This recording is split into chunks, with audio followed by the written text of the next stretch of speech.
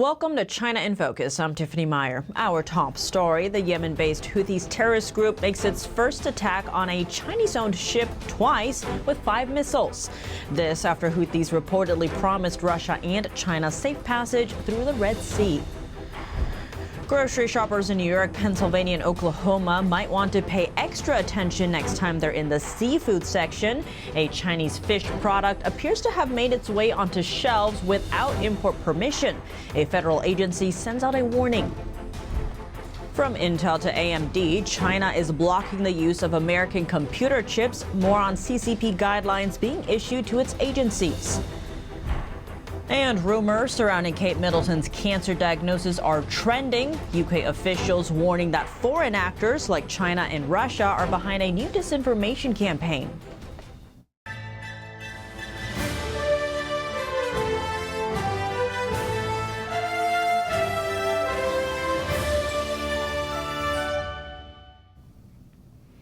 A surprise attack in the Red Sea. For the first time ever, Iran-backed Houthis targeted Chinese vessels, striking a Chinese oil tanker with missiles last Saturday. This came after the Houthis reportedly said they wouldn't attack Chinese and Russian ships. That's according to a report from Bloomberg. No casualties and injuries have been reported so far. The ship took minimal damage and a fire on board was put out. The Houthis have been quiet since the incident. China's foreign ministry said Beijing is against attacks on civilian ships. The Red Sea is a critical waterway in global trade. It's next to the Suez Canal, the shortest maritime route between Asia and Europe. Over 15% of global trade passes through this area. But ship traffic there has plunged following Houthi attacks, dropping as much as 50% from last year in the first 2 months of 2024. The Houthis have been attacking ships linked to Israel ever since the Israel-Hamas war broke out. They've expanded the attacks to target American and British ships. This January, a few ships said they were linked to China in order to avoid Houthi attacks in the Red Sea. It's unclear why the Houthis attacked the Chinese ship. It could have been a mistake, as the ship displayed a Panamanian flag, the country where it was registered. Another analysis is that the Houthis could have acted on old intel. Just 2 months ago, the ship was registered under a British firm, whose ships have been targeted by the Houthis. Western carriers are now avoiding the Red Sea route because of mounting risk. Shipping giant Maersk said sailing via the Cape of Good Hope and around Africa is the most reasonable solution at the moment. Next, illegal Chinese imports causing trouble for U.S. food safety again. The Department of Agriculture's Food Safety and Inspection Service, or FSIS, has sent out a warning last week about a Chinese fish product. The smuggled goods have been found in 3 U.S. states. The announcement says 12-ounce packs of frozen fish parts called Pangasius maws were found in retail stores in New York, Pennsylvania, and Oklahoma. Pangasius are a kind of freshwater catfish native to Southeast Asia. Maws are swim bladders the fish use to control their buoyancy in the water. They're a popular food in southern China, especially in Cantonese cuisine. But without import permission, the federal agency warned the smuggled fish products from China are, quote, unfit for human consumption, adding people who had purchased the product should dispose of them mindfully. Retailers are also banned from selling the unapproved products. Now, the agency is still investigating how the fish products made their way to the U.S. A new report by the Financial Times says China is banning U.S. semiconductors made by Intel and AMD from being used in the Chinese regime's computers. The report says the phase-out also targets operating systems like Windows. More on that from NTD's Don Ma.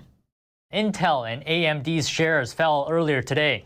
This is after a report that China would limit the use of their chips and servers in government computers. Potentially, this could threaten billions of dollars in sales for the U.S. companies. And this is according to the Financial Times report over the weekend. China has introduced guidelines to phase out U.S. chips from the companies and also wants to sideline Microsoft's Windows and foreign-made database software as well in favor of domestic options. Beijing has been trying to reduce its reliance on foreign firms by building out its local semiconductor industry as it grapples with U.S. export curbs on technology, including cutting-edge chips. The latest move could make a big dent on the chip firm's earnings, as China was Intel's largest market in 2023, with 27% of revenue, while AMD drew about 15% of its sales from the country. The U.S. is laying sanctions on a Chinese company, and they're tied to activities in cyberspace. The Treasury Department says the sanctioned company in Wuhan, China, functioned as a front to conceal Chinese hacking operations. The Treasury website says the U.S. and the U.K. have taken action against those connected to a Chinese hacking group called APT31. Officials say the group is sponsored by the Chinese regime. The group has targeted U.S. government officials, including those at the White House, as well as defense contractors and energy companies. Authorities also designated 2 Chinese nationals for their roles in cyber operations targeting critical infrastructure in the U.S. Financial institutions and others engaging with these entities may also face sanctions or other actions. Companies with close ties to the Chinese Communist Party and the Chinese military are quietly expanding in the U.S. Philip Lenzicki, an investigative reporter at the Daily Caller, joins us to share his recent investigations into 2 companies. Philip Lenzicki, thank you so much for joining us. Great to have you on the show. Hi, thanks for having me. Now, Chinese battery company Gotion is suing Michigan. That's for blocking the construction of an EV production site there. You've covered Gotion in the past. What were some of the concerns that led to this project being blocked?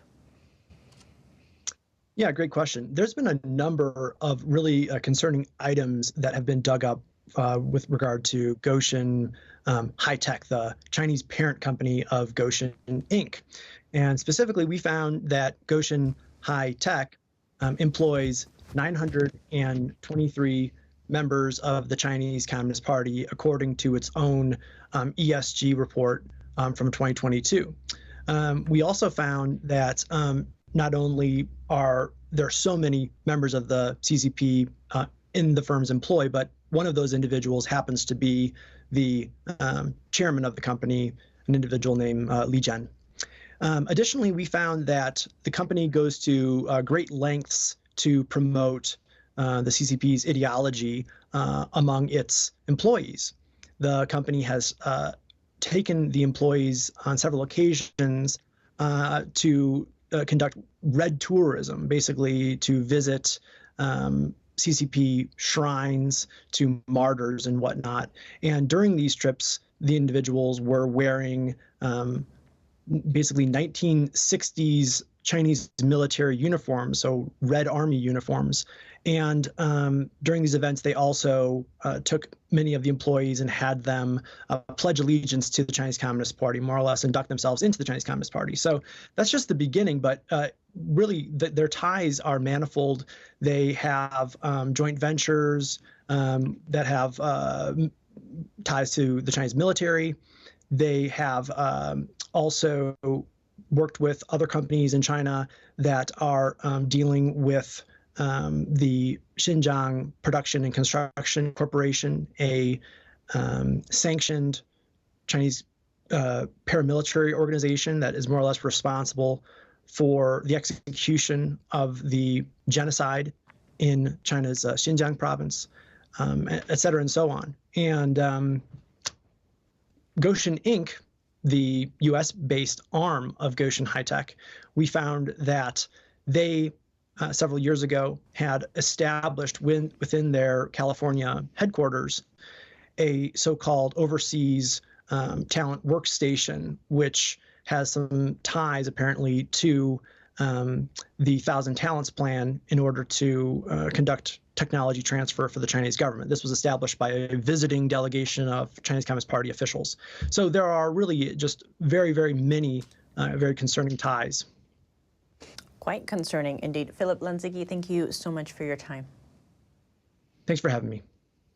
A congressional committee getting a new leader. House Speaker Mike Johnson has appointed Representative John Moolenaar to chair the House Select China Committee.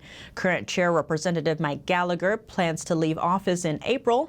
The bipartisan committee doesn't have legislative power, but it has been key in highlighting threats posed by the Chinese Communist Party, from Beijing's data collection on American genetic information to China's growing military threat.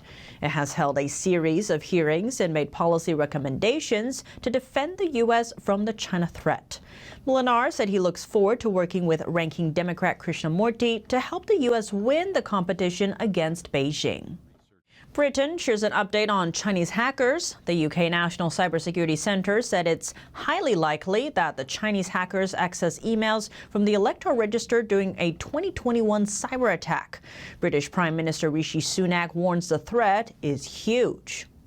We've been very clear that the situation now is that China is behaving in an increasingly assertive way abroad, authoritarian at home, and it represents an epoch-defining challenge and also the greatest state-based threat to our economic security. So it's right that we take measures to protect ourselves, which is what we are doing. As announced by the U.S. Treasury Department, UK Deputy Prime Minister Oliver Dowden said the data breach was carried out by hackers linked to Beijing. Last year, a researcher for the UK Parliament was arrested on suspicion of spying for China.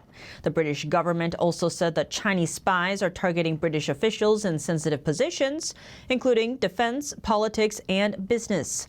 Britain's Domestic Intelligence Service has warned lawmakers that China is carrying out an espionage campaign on an epic scale. The agency is now running 7 times as many investigations into Chinese activity as it did in 2018.